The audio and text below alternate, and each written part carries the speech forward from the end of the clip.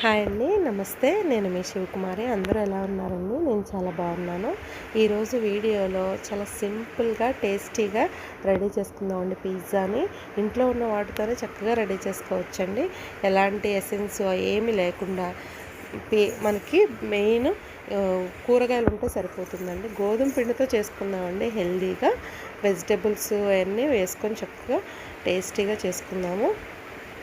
కావాలనుకుంటే మీరు మైదాతో అయినా చేసుకోవచ్చండి. నేనైతే గోధుమ పిండితో చేశానండి. ముందుగా అయితే ఒక 2 కప్స్ గోధుమ పిండి తీసుకున్నామండి. ఒక గిన్నె తీసుకొని 2 కప్స్ గోధుమ పిండి తీసుకున్నాను. దీనికి రెండు వస్తాయండి, 2 పిజ్జాలు వస్తాయి.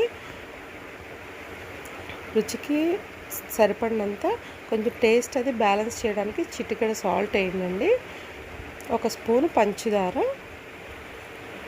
ఒక హాఫ్ స్పూన్ వచ్చేసి బేకింగ్ సోడా అండి. మీ దగ్గర బేకింగ్ పౌడర్ ఉన్న యాడ్ చేసుకోవచ్చండి. ఒక స్పూన్ వచ్చేసి బటరు.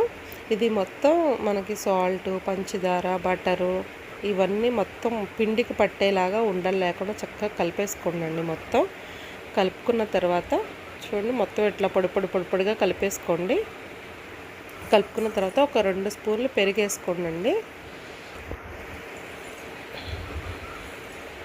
ఈ పెరుగు కూడా దానికి పిండికి మొత్తం పట్టించేసుకొని కొంచెంగా వాటర్ వేసుకుంటూ కలుపుకోవాలండి. ఒక పిండి ముద్దలాగా చేసుకోవాలన్నమాట. మరీ పలుచగా చేసుకోకండి, మరీ గట్టిగా చేసుకోకండి. చక్కగా సాఫ్ట్గా మెత్తగా చేసుకోండి. దీన్ని ఒక 15 to 20 మినిట్స్ అండి అలా వదిలేయాలన్నమాట. ఎయిర్ బబుల్స్ అలా వచ్చే వరకు అలా వదిలేయాలి. నేను కొంచెంగా నీళ్లు పోసుకుంటా. మీరు ఒకేసారి పోసుకోకండి, కొంచెంగా పోసుకోండి. మనం బటర్ వేసుకున్నాము, పెరుగు వేసుకున్నాం కదండి, ఎక్కువ నీళ్లు పట్టవు. ఇక ముద్దలాగా చేసేసుకొని ఇక ఒక 20 మినిట్స్ వరకు పక్కన పెట్టేసుకుందాము. 20 మినిట్స్ తర్వాత మనకి చూస్తే ఎయిర్ బబుల్స్ ఫామ్ అయ్యి చక్కగా నీట్గా మెత్తగా అయ్యి ఉంటుందండి, సాఫ్ట్గా. ఇప్పుడు దాన్ని మనం 2 పార్ట్స్గా డివైడ్ చేసుకోండి. చేసుకున్న తర్వాత చపాతీలాగా ఒత్తుకోవడమేనండి. మరీ పలుచగా ఒత్తుకోకండి, కొంచెం మందంగా ఉండాలన్నమాట. మనం పూరీకి వేసుకుంటాం కదా, దాని మీద ఇంకొంచెం మందంగా ఉండాలి.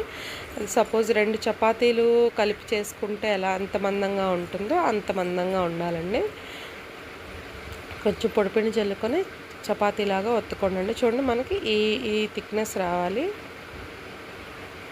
మనం ఒక పళ్ళెని తీసుకొని దానికి కొంచెం బటర్ అప్లై చేసేసుకొని మనం చేసుకున్న చపాతీని దానిలో వేసేసుకోవాలండి.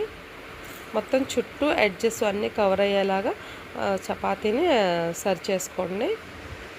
తర్వాత ఒక ఫోక్ తీసుకొని చక్కగా మొత్తం హోల్స్ పెట్టేసుకోండి. తర్వాత పిజ్జా సాస్ అండి, ఉంటే వేసుకోండి. పిజ్జా సాసు బేస్ కింద పిజ్జా సాసు సపరేట్గా దొరుకుతుందండి ఎక్కడైనా. లేదు అంటే కనుక మ్యాగీ మసాలాలో కొంచెం సాల్ట్, కారము, కొంచెం నూనె వేసుకుని ఇట్లా స్ప్రెడ్ చేసుకోవచ్చండి. మ్యాగీ మసాలా ఉంటుంది కదా, చక్కగా చేసుకోవచ్చు. లేదా టమాటో సాస్ ఉన్నా వేసుకోవచ్చండి. తర్వాత చీజ్ తురుముకోవాలి. మొత్తం చీజ్ వేసేసిన తర్వాత మొత్తం స్ప్రెడ్ చేసుకోండి చుట్టూ. తర్వాత వెజిటేబుల్స్ అండి, మీరు ఏవైతే తీసుకుంటున్నారో ఆ వెజిటేబుల్స్ వేసుకోండి. నేనైతే onion, sweet corn, capsicum, tomato, paneer తీసుకున్నానండి. చూడండి, ఆనియన్స్ 1 by 1 ఇంకా అట్లా స్ప్రెడ్ చేసేసుకుంటా వేసుకోవడమేనండి. ఆనియన్స్ వేసిన తర్వాత స్వీట్ కార్న్ వేసాను, టమాటో వేసాను, క్యాప్సికమ్ వేసాను. అన్నీ చక్కగా అడ్జస్ట్ చేసుకొని చుట్టూ మనం పిజ్జా బేక్ చేసుకోవడమేనండి. ఇది ఓవెన్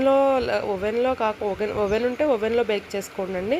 లేని వాళ్ళు నేను ఇప్పుడు చూపిస్తాను, అలా బేక్ చేసుకోండి. ఓవెన్ లేకపోయినా చక్కగా మనకు పిజ్జా సేమ్ బయట కొన్న పిజ్జా లానే ఉంటుందండి, టేస్ట్ కూడా అలానే ఉంటుంది.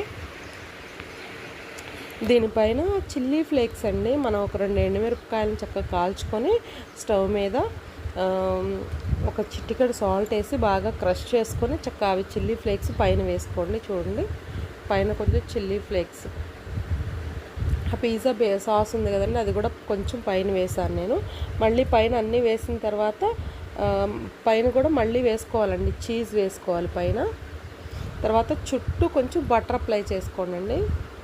ఎడ్జెస్లో బటర్ వేయండి. తర్వాత ఒక పెద్ద వెడల్పాటి బాండీ పెట్టుకుని అది కొంచెం ప్రీ హీట్ చేసుకోండి. ఒక 15 మినిట్స్ మూత పెట్టేసి హీట్ అయిన తర్వాత మనం రెడీ చేసుకున్న పిజ్జాని బేస్ మొత్తం ఆ ప్లేట్ని దానిలో పెట్టేసుకొని ఒక 35 to 40 మినిట్స్ అండి అలా సిమ్లోనే పెట్టాలండి. సిమ్లో వదిలేసేయండి.